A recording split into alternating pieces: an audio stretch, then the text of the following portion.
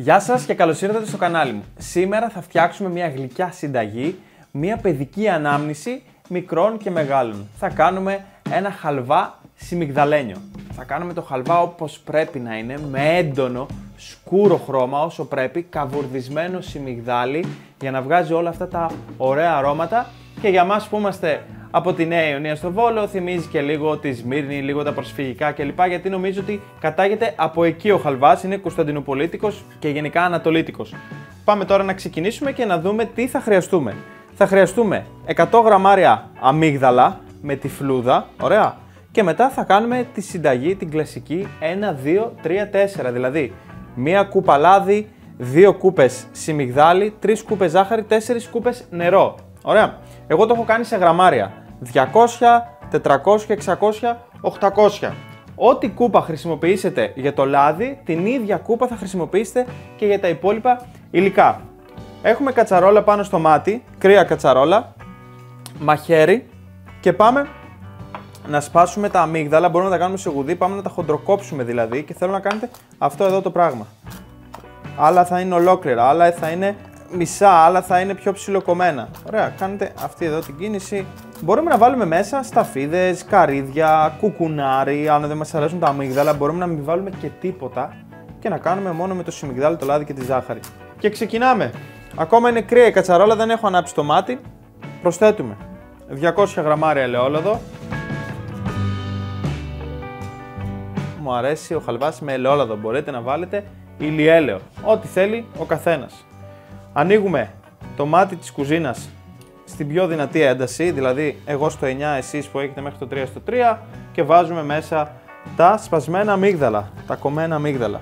Εμείς από τη στιγμή που θα ζεσταθεί το λάδι, ώρα που θα ζεσταθεί καλά θα το δείτε, θα καβουρδίσουμε τα αμυγδαλάκια μας για 1 λεπτό, ακριβώς 1 λεπτό. Έχει ζεσταθεί καλά το λάδι, αυτό που σας έλεγα, βγάζουν και την υγρασία τους στα αμύγδαλα.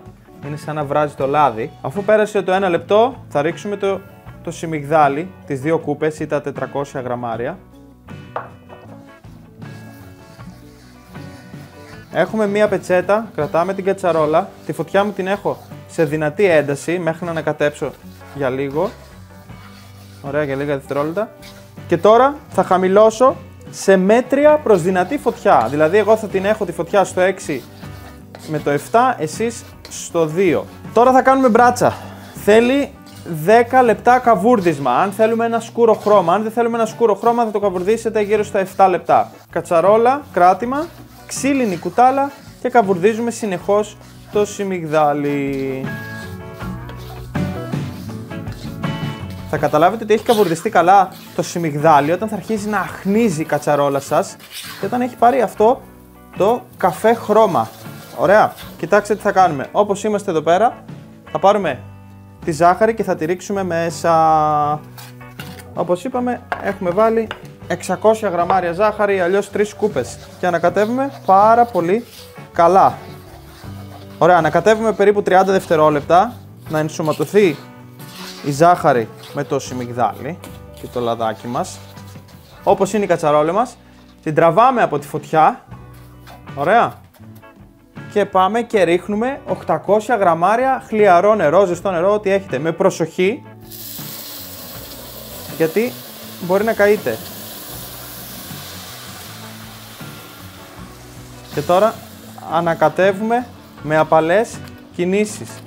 Και πάμε τώρα. Πάνω στη φωτιά ανακατεύουμε σε δυνατή ένταση για περίπου έτσι 10 με 20 δευτερόλεπτα. Και χαμηλώνουμε τη θερμοκρασία, το μάτι της κουζίνας, σε μέτρια προς χαμηλή φωτιά. Δηλαδή, εγώ θα το έχω περίπου στο 4 στο 3. Εσείς βάλτε το στο 1, 1 και κάτι για να μπορείτε να το ελέγχετε. Και δεν θα φύγετε καθόλου πάνω από την κατσαρόλα. Ξύλινη κουτάλα και ανακάτεμα. Συνεχώς, και θέλω να γδέρνετε και τα τυχώματα και θα δείτε πώς θα σφίξει σιγά σιγά ο χαλβάς. Στο σημείο που είμαστε, καθώς ανακατεύουμε, μπορούμε να βάλουμε κάποιο αρωματικό. Και στο χαλβά ταιριάζει η κανέλα. Θέλω να πάρετε έτσι μια πρέζα και να ρίξετε λίγη κανελίτσα σε σκόνη. Άντε λίγο ακόμη. Αυτό, δεν θέλω παραπάνω.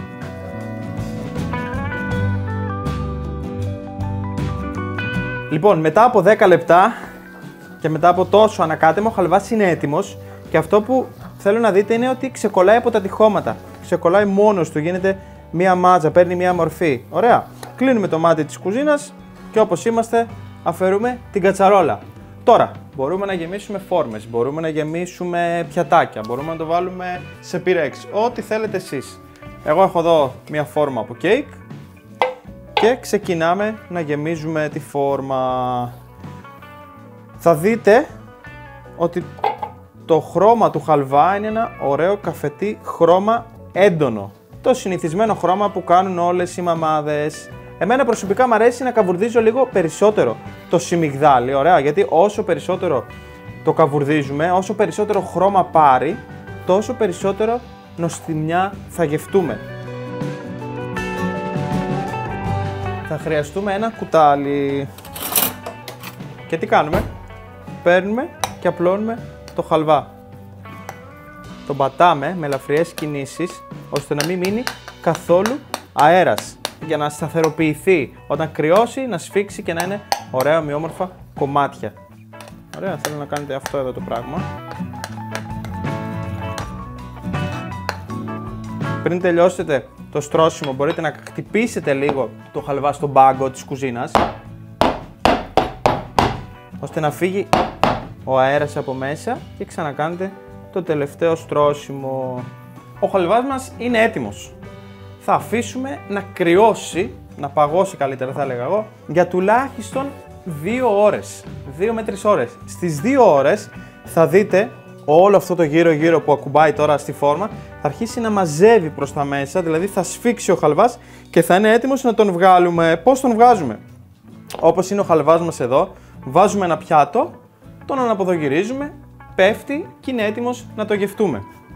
Πάμε να σας δείξω τον έτοιμο. Κοιτάξτε το χρωματισμό που έκανα εδώ, που είναι ο πιο κλασικός χρωματισμός, αλλά η προσωπική μου επιλογή, μετά από τόσες φορές που έχω φτιάξει χαλβά και τόσο πολύ που τρώω, είναι αυτός ο χρωματισμός. Είναι λίγο παραπάνω, δηλαδή έχω καβουρδίσει 2 λεπτά παραπάνω το σιμιγδάλι. Μυρίζει τέλεια. Μπορούμε να πασπαλίσουμε λίγη ακόμα κανέλα από πάνω.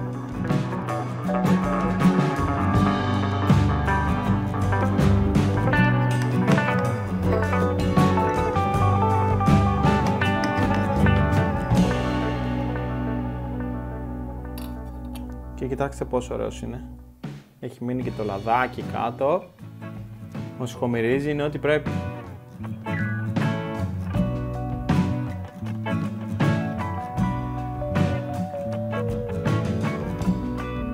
Παιδιά, είναι φανταστικός.